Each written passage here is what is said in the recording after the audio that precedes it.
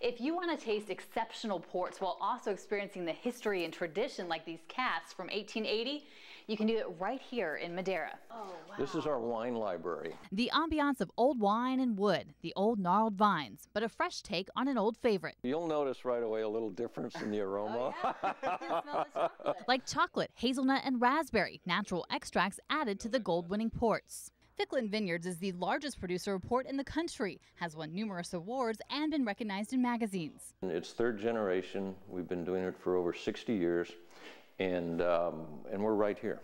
You know, they don't have to go to Napa or Paso Robles. Local people appreciate the nearby quality thanks to the Madera Wine Trail. We come 3 times a year. We live in Fresno, so it's great to be local. You have to drive to the coast or go up to Napa or Sonoma to enjoy really excellent wine. Unfortunately, this area has been known to be a jug wine producer. But Birdstone and other Madera wineries are breaking that stigma with handcrafted wines that pay attention to quality rather than volume.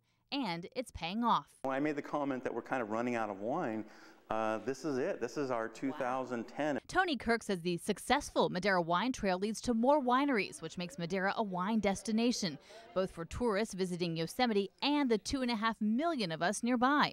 He says our population alone should make us the next wine hotspot. We have a very good customer base that enjoys wine, enjoys good wine. Tony learned how to make wine at Fresno State. Fresno State is the only school in the country with its own commercial winery and has won more than 600 awards. And still people are surprised to find out that Fresno State makes its own wines. We don't want to make what everybody else is making. Fresno State focuses on grapes that grow well in the valley. We've shown that with all the awards we've won and the notoriety we're attaining because of the wines that it is certainly possible to make good wine from these grapes.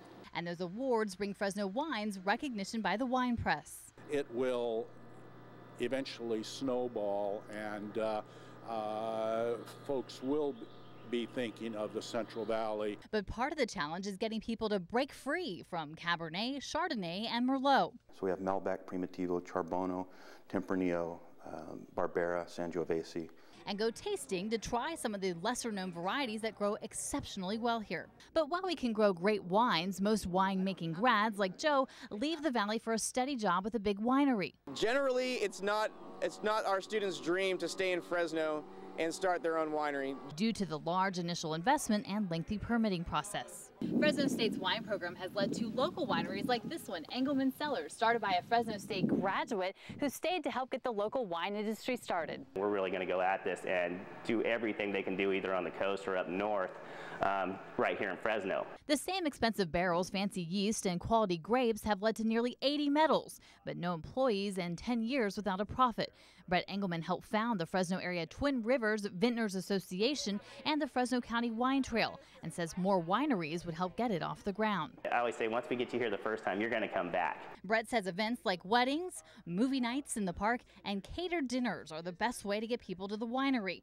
But while other counties have ordinances allowing special events at wineries, Fresno does not. Something he hopes to change. Hopefully they can push this thing through and put us on a level playing field with the rest of the state. It's hard to compete with these other wineries in other counties if we can't promote the way that they promote. Fresno County Supervisor Phil Larson says he'll listen to the winery's proposals, but has to consider the neighbors who want to keep an agricultural feel and don't want big events. It creates somewhat of a problem to some people that don't want that to happen, and we have to honor their wishes as well. But Brett's optimistic Fresno and Madera will be the next hot wine region. This is the only place that hasn't hit yet. It's the only place left, so we have no choice. We have to be the next place that's going to hit. For more information about local wineries, tastings, and upcoming events, just head to our website, cbs47.tv, and click the On Your Side button. For CBS 47 On Your Side, I'm Jenny Toste.